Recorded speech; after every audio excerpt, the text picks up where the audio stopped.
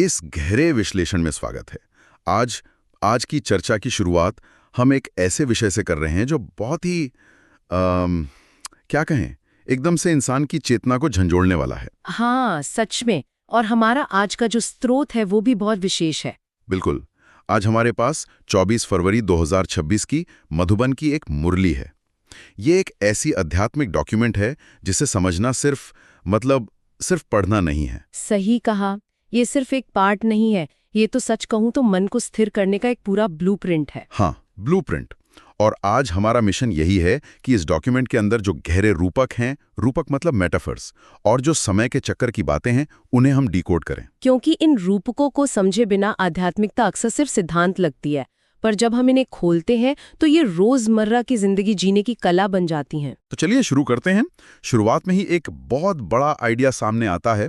मुझे ये पढ़कर बड़ा अजीब भी लगा और दिलचस्प भी। सोचिए कि क्या हो अगर कोई इंसान अपनी चेतना को, या कहूँ कि अपनी जीवन दौर को, इस दुनिया की भागदौड़ से पूरी तरह निकाल ले। मतलब सारे तनाव और निश्चितताओं से हटा ले। हाँ, वहां से हटाकर उस दौर को सीधे एक सर्वोच्च सत्ता से, एक सुप्रीम पावर से बांध दे। एक ऐसा एंकर जो कभी हिलता नहीं। ये अपने आप में बहुत बड़ा मनोवैज्ञानिक कदम है। आज के समय को देखें तो हर इंसान, मेरा मतलब है हम सभी का ध्यान सैकड़ों जगहों पर बटा हुआ है। सही बात है। फोन, करियर, रिश्ते, सब जगह। बिल्कुल, हमारी एनर्जी पूरी तरह बिखरी हुई है। ऐसे में अपनी एनर्जी को समेटकर एक परमानेंट, एक शाश्वत सत्य पर फोकस करना ही शांति का सबसे बड़ा साधन है। क्योंकि जब डोर बहुत जगह बंदी होती है तो कोई एक डोर टूटने पर भी इंसान गिर जाता है। पर जब डोर एक ही सर्वोच्च जगह बंदी हो तो बाहर चाहे कितने भी झटके आएं, इंसान महफूज रहता है। इस डॉक्यूमेंट में इसी बात को समझाने के लिए एक बहुत सुंदर, बहुत ही कल्चरल रूपक दिया गया है। एक कन्या के विवाह का रूपक। जैसे शादी के समय एक स्त्री अपना पल्लू अपने पति के साथ बांधती है। हाँ, पल्लू बांधने की रस्म। और उसी पल से वो जीवन भर के लिए उसी को अपना साथी मान लेती है। ठीक वैसे ही इस पाठ के अनुसार आत्मा अपनी जीवन दौर परमात्मा के साथ बांधती है, उन्हें बाप, शिक्षक और गुरु के रूप में देखती है। ये रूपक असल में पूर्ण समर्पण और भरोसे का प्रतीक है। अगर हम ध्यान से सोचें तो इस भौतिक दुनिया में जो भी रिश्ते हैं वो अल्पकाल के होते हैं, मतलब कुछ ही समय के लिए। टेम्पररी होते हैं सब टेम्पररी है। हम इंसान इन्हीं अल्पकालिक बंधनों में अपनी पूरी खुशी ढूंढने लगते हैं, और जब वो बदलते हैं, जो कि स्वाभाविक है, तो हमें एक गंदा खालीपन महसूस होता है। एकदम सही। पर यहाँ उस सुप्रीम पावर से दौड़ बांधने का मतलब है एक ऐसी जगह इन्वेस्टमेंट करना जो बदलना नहीं है।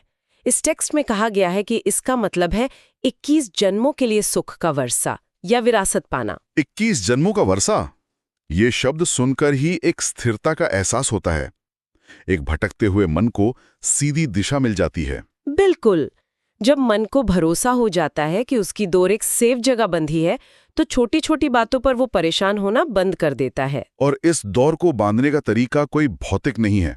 ऐसा नहीं है कि किसी को अपना घर बार छोड़कर पहाड़ों पर जाना पड़ेगा। हाँ, सन्यासी बनने की जरूरत नहीं है। सही कहा, ये एक रूहानी दौर है। मतलब आत्मा का परमात्मा के साथ वैचारिक कनेक्शन। इंसान घर में हो, ऑफिस में हो, काम कर रहा हो, पर बुद्धि का कनेक्शन उस सुप्रीम अथॉरिटी से जुड़ा रहना चाहिए। इसे आज की भाषा में एक बैकग्राउंड ऐप की तरह समझ सकते हैं। जैसे फोन में बैकग्राउंड में ऐप चलती रहती है और सिस्टम को पावर देती है। ये बैकग्राउंड ऐप वाला एग्जाम्पल बहुत परफेक्ट है। बाहर से इंसान नॉर्मल दिख रहा है, पर अंदर एक कांस्टेंट वैचारिक जुड़ाव चल रहा है।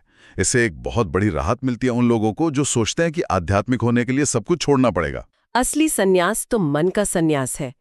इंसान कहीं भी हो, वो शक्ति और शांति महसूस कर सकता है अगर उसका फोकस सही जगह हो। वैसे इस इंटरनल फोकस के बाद इस टेक्स्ट में एक बड़ा ही लॉजिकल और रहस्यमयी टर्न आता है।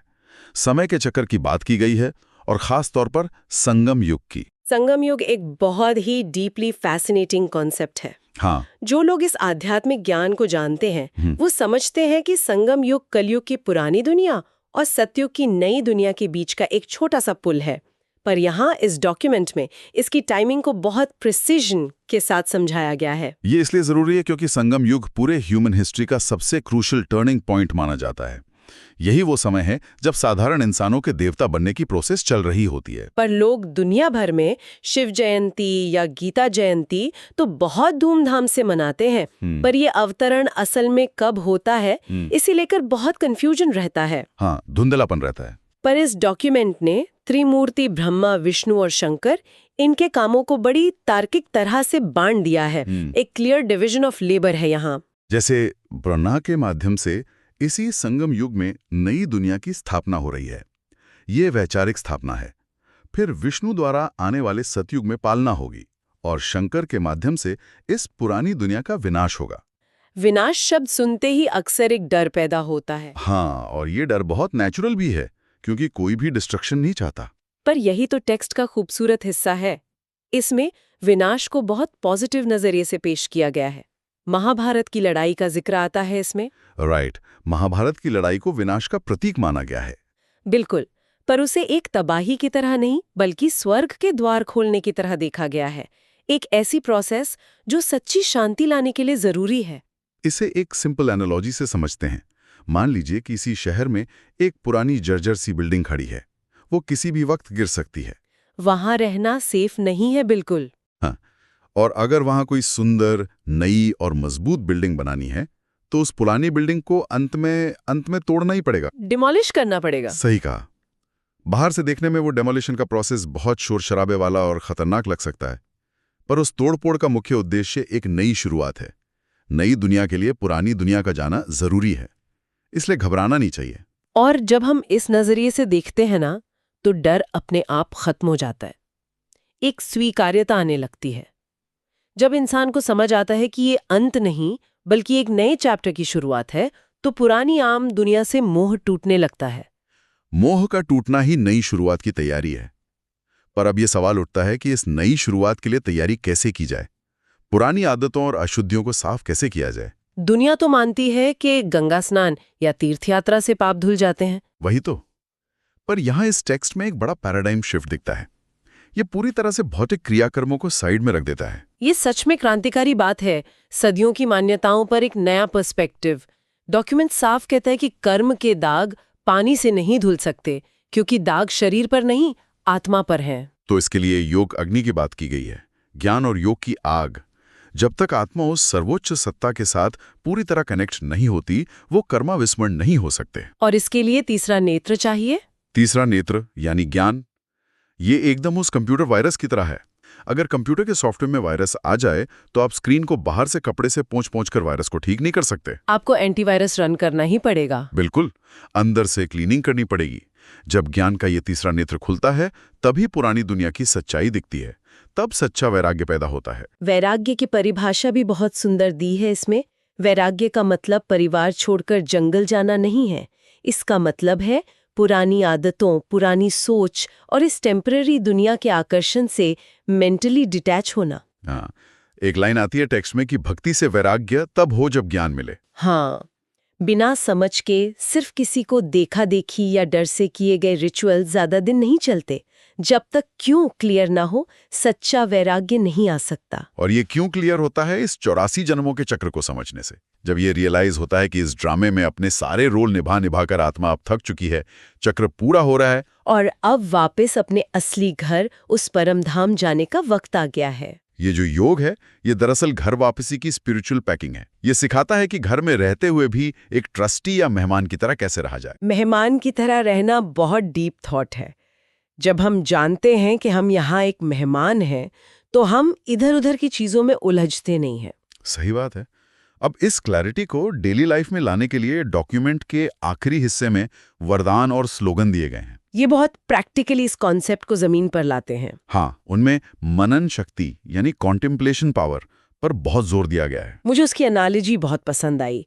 जैसे बॉडी को हेल्दी रखने के लिए सिर्फ अच्छा खाना खाना काफी नहीं है, उसे पचाना भी उतना ही जरूरी है। डाइजेशन बहुत इंपॉर्टेंट है। सेम वैसे ही आत्मा को स्ट्रांग बनाने के लिए ज्ञान को सिर्फ सुन लेना काफी नहीं है, उस ज्ञान को पचाने की शक्ति, मनन शक्ति बहुत ही जरूरी है। साइकोलॉजिकल पर्सपेक्टिव से देखा जाए तो आज हमारे पास इंफॉर्मेशन की कोई कमी नहीं है। लोग लगातार पढ़ रहे हैं, सुन रहे हैं, पर सिर्फ डेटा इकट्ठा करने से वो कैरेक्टर में नहीं बदलता। डेटा और विजडम अलग अलग चीजें हैं। बिल्कुल, जब तक उस सुनी हुई बात पर डेप्थ में कॉन्टेम्पलेशन ना हो, उसे अपनी लाइफ के रियल सिचुएशंस में रखकर टेस्ट ना किया जाए, तब तक वो ज्ञान काम नहीं आता। इसलिए टेक्स्ट कहता है कि ज्ञान को हजम करना चाहिए। और जो लोग ज्ञान को हजम कर लेते हैं वो माया प्रूफ और विघ्न प्रूफ बन जाते हैं। आज की जनरेशन की भाषा में कहें तो ये एक तरह का बुलेट प्रूफ माइंडसेट बन जाता है। बुलेट प्रूफ माइंडसेट, हाँ। मतलब एक बार ज्ञान अंदर ठीक से डाइजेस्ट हो गया तो बाहर के कोई भी डिस्ट्रैक्शन, अफवाहें या अचानक आने वाली डिफिकल्टीज आपको गिरा नहीं सकती। वैचारिक बेस इतना मजबूत होता है कि इंसान स्टेबली किसी भी प्रॉब्लम को फेस कर लेता है, और ये स्टेबिलिटी इंसान को उस आखिरी स्टेट तक ले जाती है जिसका जिक्र अव्यक्त इशारे में किया गया है, फरिश्ते की स्थिति। ये पढ़ने में बहुत प्यारा लगता है, पर इसको मेंटेन करना एक कड़ी मनोवैज्ञानिक तपस्या है। क्योंकि ये हमारी नॉर्मल आम इंसान वाली आदतों के एकदम उल्टी स्टेट है।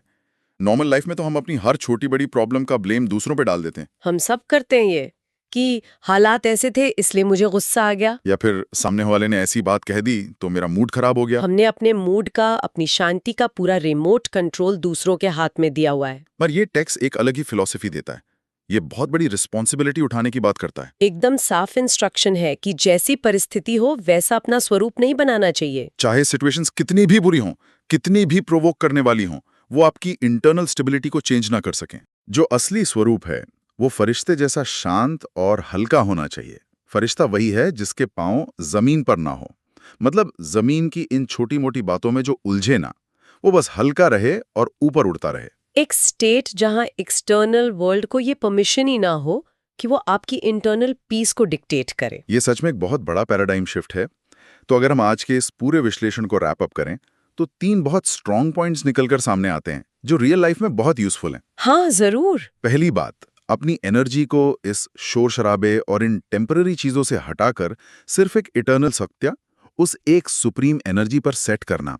इससे ना सिर्फ मन को स्थिरता मिलती है बल्कि डिसीजन फटीग भी खत्म होता है। और दूसरा बहुत इंपॉर्टेंट पॉइंट है चेंज को और विनाश को देखने का नजरिया। अपनी पुरानी आदतों या इस पुरानी दुनिया के डिस्ट्रक्शन से घबराने की जगह उसे एक नई और फ्रेश स्टार्ट का रास्ता मानना। ये आइडिया इंसान को फ्यूचर के लिए होपफुल बनाता है। और तीसरा सबसे बड़ा पॉइंट, मनन शक्ति। अपनी लाइफ में कॉन्टेम्पलेशन की आदत डालना ताकि ज्ञान डाइजेस्ट हो सके और हमारा माइंडसेट बुलेट प्रूफ बन जाए, ताकि कोई एक्सटर्नल चीज उस फरिश्ते जैसे इंटरनल नेचर को बदल ना पाए। इस डिजिटल एज में जहां लोग इतने स्ट्रेस्ड हैं, ये टेक्स्ट याद दिलाता है कि असली खुशी, जिसे इसमें खुशी का खजाना कहा गया है, वो बाहर के गैजेट्स या दूसरों की वैलिडेशन में नहीं है। खजाना अपने अंदर ही है। वो खजाना अपने पर्सपेक्टिव को अपग्रेड करने में और सच्चे ज्ञान को अब्जॉर्ब करने में है। अगर वो खजाना अंदर सेफ है तो बाहर के उतार चढ़ाव बेमानी हो जाते हैं। क्या खूब कहा।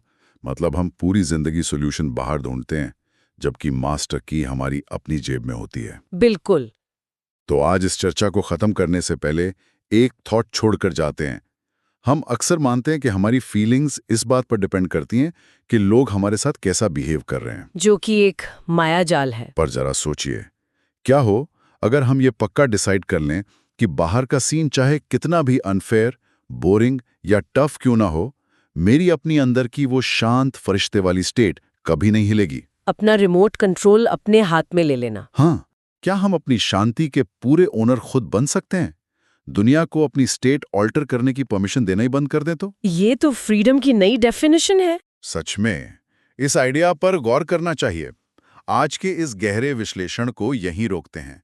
इस नॉलेज को हजम करते रहिए और अपने इंटरनल स्टेट को और मजबूत बनाते रहिए। मिलते हैं आगे।